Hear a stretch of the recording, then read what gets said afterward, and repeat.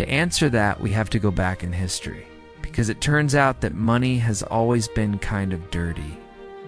Back in the Middle Ages, Europe was covered in literal dirt. Sanitation wasn't a thing. There was a balding epidemic, likely due to rampant syphilis. So everyone wore hats. People would tip their hats to each other as a greeting, as a sign of respect. So far, so normal. Then came the Black Death. A quarter of Europe's population died, and the survivors started believing that disease was spread by bad smells, specifically the smell of the poor. Now, there's no evidence that the poor smelled any worse than anyone else, but rich people liked the idea that it was them versus them, so they made it stick. Rich people versus poor people. Class warfare was nothing new, but now there was a new weapon: disgust. Rich people began to take extra precautions to not get too close to the filthy masses. They developed elaborate systems of etiquette, including tipping their hats with a gloved hand instead of a bare one. Over time, this became a symbol of wealth. Gloves were expensive, and it was easier to make sure they were clean. That way you could continue pretending that you weren't surrounded by filth. Enter stage left. A little germ theory. Fast forward 500 years and Louis Pasteur proves that germs cause disease. Suddenly, hygiene isn't just for the rich, it's a matter of science. The gloves come off, and the rich are free to tip their hats normally. Except by then, the damage is done. The association between money and dirtiness is already in the minds of the masses. Still shake hands instead of tipping our hats, but the underlying message remains: money keeps you pure. Now, that's just one theory. But let's face it, money and dirt have been linked in our minds for thousands of years. Gold was associated with the sun god in ancient cultures. Making someone a golden statue was the ultimate honor. After all, who's purer than the sun? Even today, we call really attractive people hot. So why do we feel so tainted by money? Well, we also tend to associate money with exploitation. It's hard to escape the reality that most millionaires exploited someone in some way to get there. Think about it. It's working 80 hours a week in a tech startup, taking advantage of tax loopholes, selling products that destroy the environment, or buying politicians to write laws in your favor. To be clear, none of that is wrong. It's just how capitalism works. We don't like to admit it, so we create stories that make it palatable. Stories like the self-made man, the hard-working immigrant, who started at nothing and built an empire from scratch. Sure, it's a myth. Most self-made men had rich parents, but that doesn't stop us from wanting to believe it. It's a story that allows us to distance ourselves from the uglier side of wealth and believe that we could get there through sheer grit. The problem is that these stories reinforce a false idea. Exploitation only happens to the rich. Once you have money, you're safe.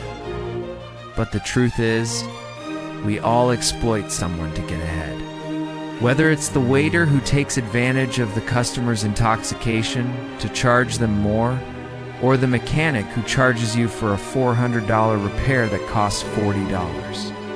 Exploitation happens at every level. So what does that say about us? When we start feeling disgust toward wealth, we actually feel disgust toward ourselves. We feel guilty. We feel like we've betrayed our values. But that guilt isn't necessary. It's just a byproduct of the stories we tell ourselves about money. It's what happens when we label something as taboo. When we tell ourselves that money is bad, it becomes part of our identity. We become the money. So whether we love it or hate it, we know that we're supposed to crave it. Now, that might sound silly, but ask yourself, have you ever met someone who genuinely didn't care about money? You might think that they do, but chances are they simply hate the idea of being like the money. They hate the idea of being motivated by something as superficial as money, so they reject the label. But either way, they're still reacting to the idea of money. They're not free from it. In fact, they're even more enslaved to it. They're slaves to their own disgust. So here's the good news. If you feel disgusted by money, you're not a bad person. It just means you've bought into a belief that was sold to you. You've internalized a prejudice against wealth. It's the result of years of propaganda, not your own volition. Once you realize that, you can start to undo it. It won't be easy. Decades of programming won't be erased overnight, but that doesn't mean you shouldn't try. After all, your relationship with money affects every other area of your life. So if you want to find love, happiness, and fulfillment, you need to first find peace with your money. But here's the real irony. The moment you do that, you discover something that the wealthy have known for centuries. It's not that money is dirty. It's that the stories we tell ourselves about money are the real contamination. To understand why money is so often seen as dirty, we have to go back. Not just decades, but centuries. Because the disgust around wealth didn't come from personal experience. It was taught, programmed, reinforced by systems that needed the masses to stay morally conflicted about having too much. Let's start in medieval Europe. For centuries, the dominant moral force in the West was the church. And the church had one very clear stance on money. Wealth is dangerous. Profit is suspicious. Charging interest is a sin. This wasn't just theology, it was power. You see, back then, status was inherited. Nobles didn't hustle, they were born into wealth. Merchants, the ones who worked, traded, negotiated, were looked down on. To get rich through business was seen as unholy, even disgusting. And so, money, especially money earned outside the aristocratic structure, became morally tainted. The poor were told their suffering made them pure. The wealthy were told their fortune was a spiritual liability. And if you moved from one side to the other, you were in dangerous territory. This belief didn't fade over time. It adapted. In the 19th and early 20th centuries, with the rise of capitalism and industry, we saw the birth of the self-made man, a new cultural hero. But even then, suspicion lingered. American Puritanism taught that wealth was a sign of God's favor, but only if it came with humility, charity, and restraint. If you enjoyed your money too much, if you flaunted it, indulged in it, you were back in sin. The result. Generations of people, especially in working class and religious households, grew up with this message. Money is necessary, but also morally risky. So we learn to want it, quietly, to chase it but hide it to succeed. But stay small, and that tension between desire and shame became the emotional baseline of how we relate to wealth. Fast forward to today, and the language has changed, but the programming hasn't. Now it sounds like capitalism is evil. The 1% are ruining everything. The rich don't care about anyone. Some of these critiques are valid. Greed and exploitation exist. But the danger is when we confuse the system with the symbol. Money isn't evil. What people do with it might be. But money itself is neutral. A tool, a transfer of energy, a mirror.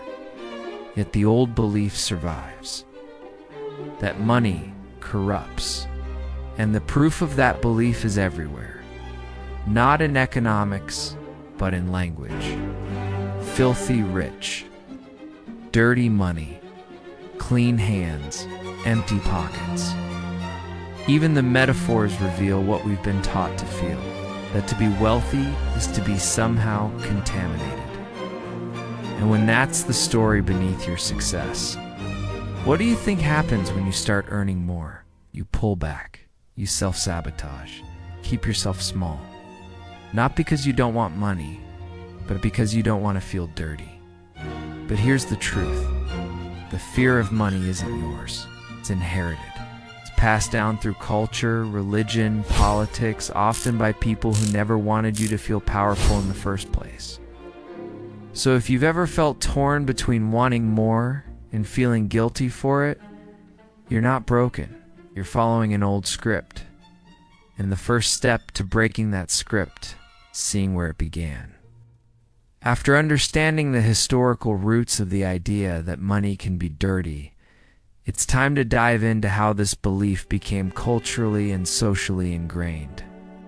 Why does money carry a moral burden in so many cultures? How does this mindset persist and shape our attitudes today? The influence of religions and morality. Since ancient times, various religious traditions have shaped views on money and wealth. In Christianity, for example, there are passages warning against the love of money. The love of money is the root of all evil, which fostered the idea that money itself can corrupt the soul or be immoral. In Islam, commerce and wealth are permitted. But strict rules exist against usury and greed, reinforcing that money must be earned and used fairly. In many Eastern cultures, balance and moderation are valued. An excessive attachment to money can be seen as a spiritual deviation. These doctrines influenced how entire societies came to see money, not just as a means of exchange, but as a moral test, a symbol of vanity or greed. The role of social narratives and inequality. In societies with large economic inequality, money often becomes synonymous with power, privilege, and exclusion. This creates a divide. Those who have money are often viewed with suspicion and accused of selfishness or corruption. This perception creates a cycle where talking about money becomes taboo, and wealthy people may be marginalized in some circles, and when wealth was honestly earned. Moreover, social and political movements throughout history have used anti-wealth narratives to mobilize people, highlighting injustices and abuses, but this also reinforced the myth that money is something dirty or bad, ignoring the nuances and the positive potential of wealth for transformation. Money and guilt. A cultural paradox. Many people grow up hearing contradictory messages. Money is necessary, but don't talk too much about it. Making money is good, but you shouldn't appear greedy. This ambivalence creates a kind of money guilt, an unconscious feeling that wanting wealth might be wrong. This cultural paradox generates self-sabotaging financial behaviors and a fear of fully prospering because money is wrapped in taboos and moral judgments, internalized from an early age. These cultural and social factors help explain why, even in modern times, money continues to be a source of internal and external conflict. The stigma surrounding it is a legacy of stories, beliefs, and systems that deeply influence how we relate to prosperity. After understanding how the stigma around money was built historically and culturally, it is time to dive into the psychological aspect. Why does this belief often remain invisible inside us? How does it affect our emotions, decisions, and even our financial behavior? Unconscious beliefs and childhood programming. Much of our relationship with money is formed during childhood, through messages we receive from family, school, and society. As children, we absorb many implicit messages. Money causes fights. Money doesn't bring happiness. Rich people are greedy. these unconscious beliefs shape our view of money without us even realizing it. Cognitive dissonance and inner conflict. Money is both desired and feared. We want security, comfort, and status, yet we internalize messages that associate wealth with guilt, shame, or fear of judgment. This tension creates an inner conflict known as cognitive dissonance, psychological discomfort, that leads us to rationalize or avoid situations that could bring full prosperity. Financial self-sabotage and fear of success. This internal conflict can manifest in self-sabotaging behaviors, procrastinating important financial decisions, avoiding investments, impulsive spending as unconscious punishment, or even distancing oneself from opportunities for economic growth. Many people experience a deep fear of success and what it might mean for their identity and social relationships, emotional impact, shame, anxiety, and isolation. Shame related to money can generate constant financial anxiety, difficulty talking openly about finances, and social isolation. This negative cycle reinforces the idea that money is something dirty, taboo, or forbidden, making it harder to develop a healthy and conscious relationship with prosperity. Understanding these psychological roots is essential to breaking the stigma cycle and allowing each person to build a new narrative about money, one that enables growth, freedom, and emotional balance. Throughout this video, we explored the historical, cultural, and psychological origins of the belief that money is dirty. We saw how this idea is a complex legacy rooted in ancient religious narratives, social structures, and personal traumas that persist to this day. But here's the truth few dare to say. Money itself is neither good nor bad. It is a tool, a means that can be used to create freedom, security, positive social impact, or, unfortunately, to cause suffering, depending on how we relate to it.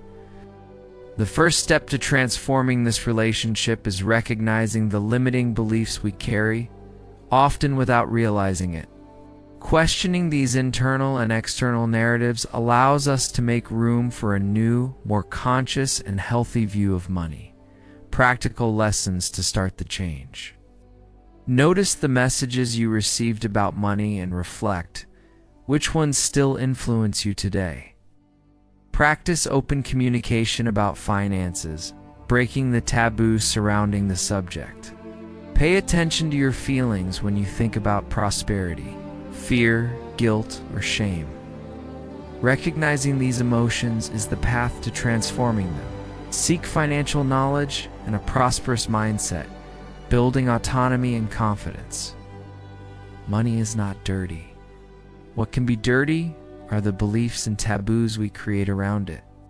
When we begin to clear these layers away, we make space for a more prosperous, free, and value-aligned life. Change begins within you.